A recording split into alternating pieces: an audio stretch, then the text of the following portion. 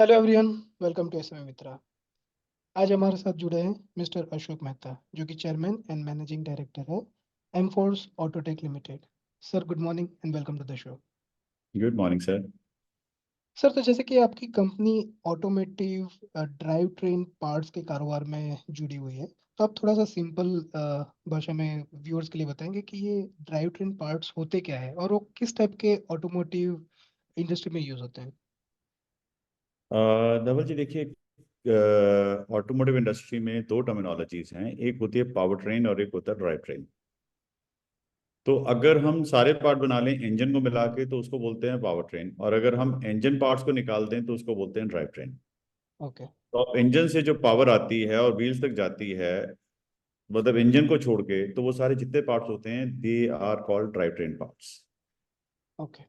और जो सस्पेंशन से रिलेटेड पार्ट रहते हैं they are called chassis parts. तो हम लोग जो हैं वो चैसी पार्ट्स नहीं करते, हम लोग इंजन पार्ट्स नहीं करते। हमारे बाकी जो मैकेनिकल पार्ट्स हैं वो हम सारे करते हैं, मेजोरिटी उनमें से जो है।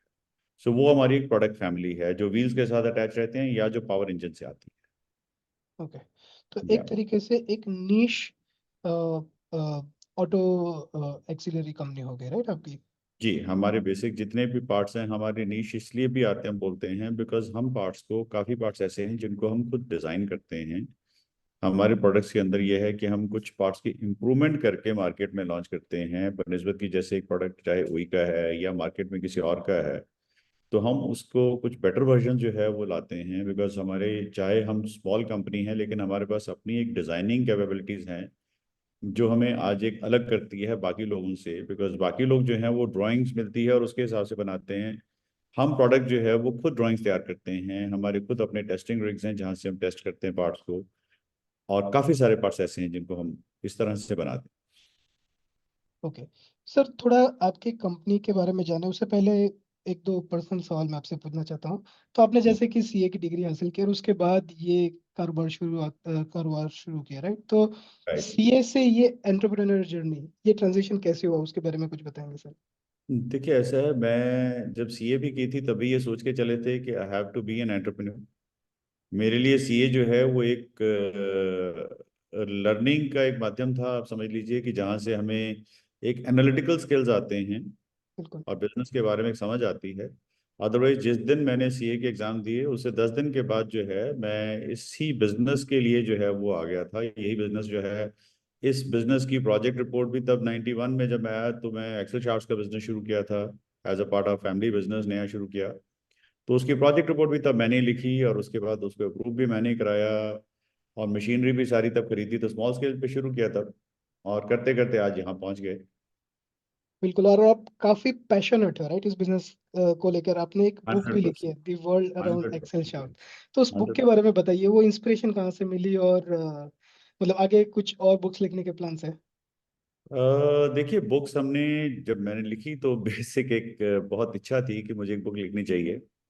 लिखनी किसी और सब्जेक्ट पे चाहता था, लेकिन कहीं से फिर ये समझ आई कि यार लोग कई बार यही सवाल पूछते हैं कि यार आप सीए हो और एक्सेल के बिजनेस में कैसे। और क्योंकि मेरा काम काफ़ी ज़्यादा ऐसा भी था जहाँ मैं, कस्टमर्स मिलते थे तो वो देखते थे कि यार ये तुम अकाउंटेंसी वाले आदमी जो है और इंजीनियरिंग की बातें कैसे करते हो, आप ऐसे लेवल पे हमारे से जो है मैकेनिकल बातें करते हो, मटेरियल्स की बात राइट। करते हो, हीट ट्रीटमेंट की करते हो।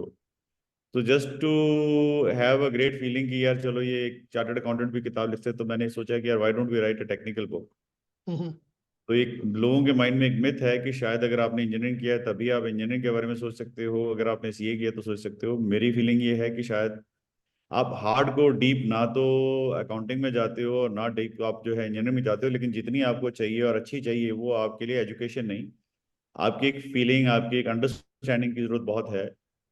आपके एनालिटिकल स्किल्स उससे आ जाते हैं, बाकी तो लर्निंग है, जिस चीज़ की मर्जी लर्निंग कर लो।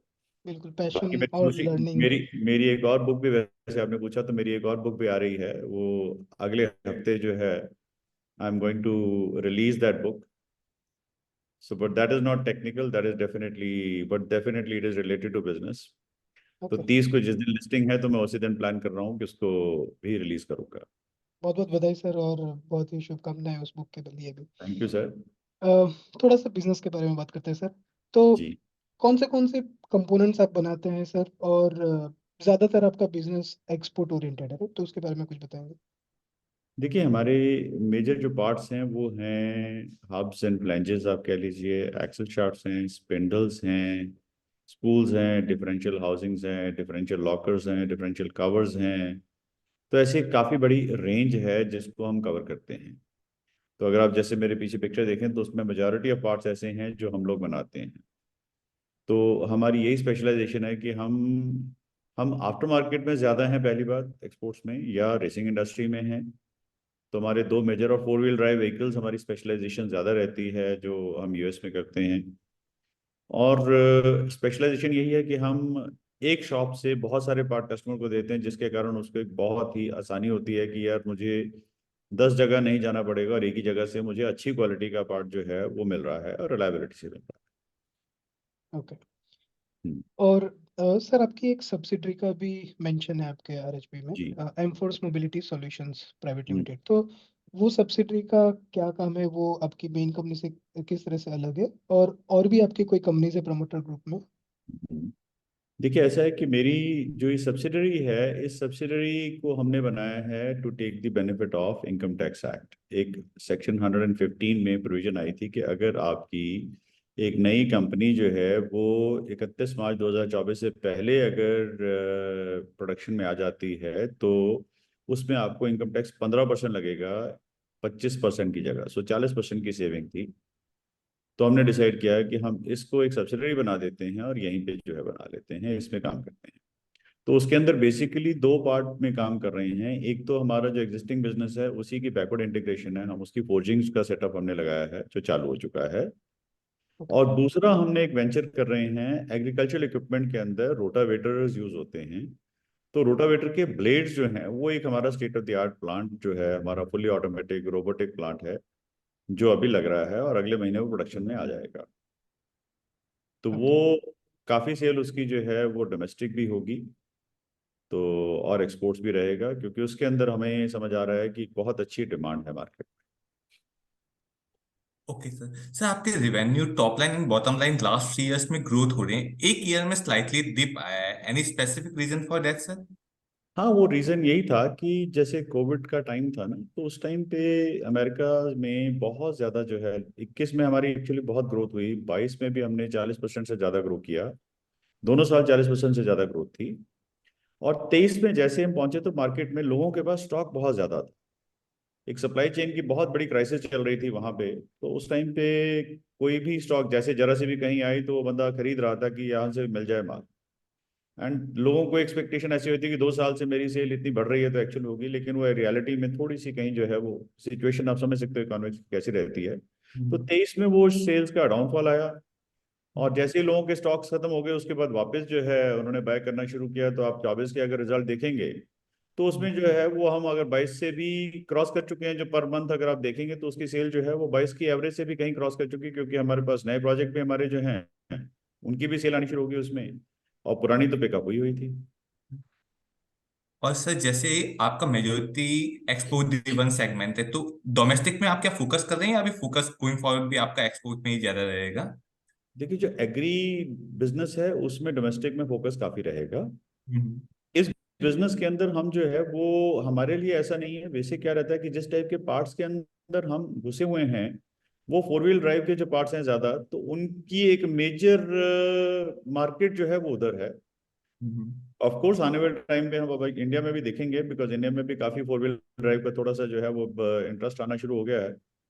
तो हम्म। हमारे लिए तो सेगमेंट वो नहीं है, हमारे लिए सेगमेंट ये है कि हम जिस कस्टमर को वैल्यू ऐड करके दे सकें, बिकॉज हम प्रोडक्ट, हमारी हमारी बेसिक स्पेशलाइजेशन जो है वो प्रोडक्ट को वैल्यू ऐड करने की है, बनस्बत के किसी ने ड्राइंग दे दी और उसको बनाने की है।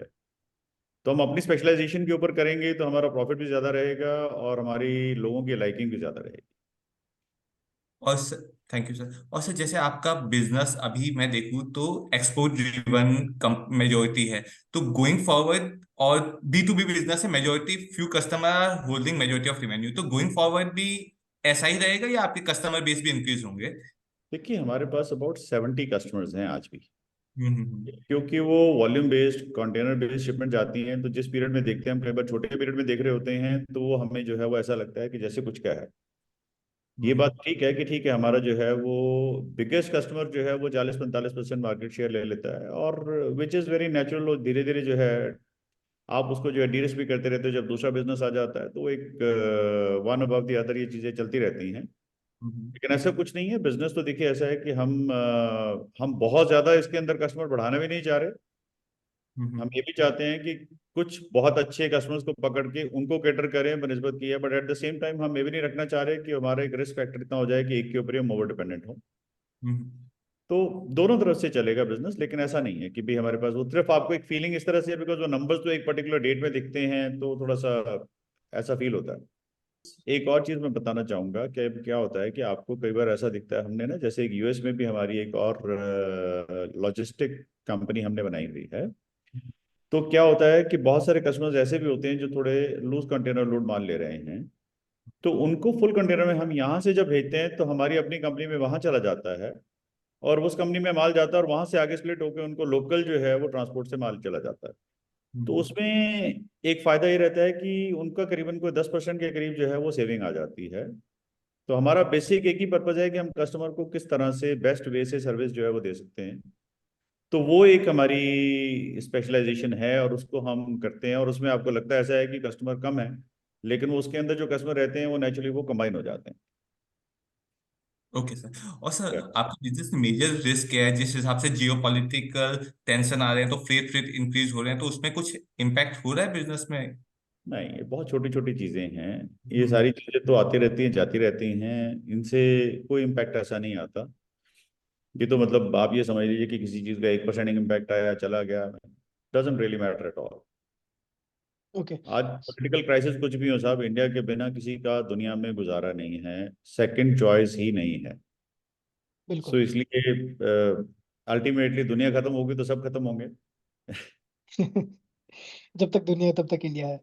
ओके सर, बिल्कुल। रिस्क को ही थोड़ा सा आगे ले जाते हैं तो जियोपॉलिटिकल या जो फ्रेट ट्रांसपोर्ट है उसके अलावा लेबर या कोई एक्सपोर्ट पॉलिसी को लेकर कोई आपकी ये बिजनेस में आपके सेक्टर में इन जनरल रिस्क है? नहीं, बिल्कुल भी नहीं। ओके।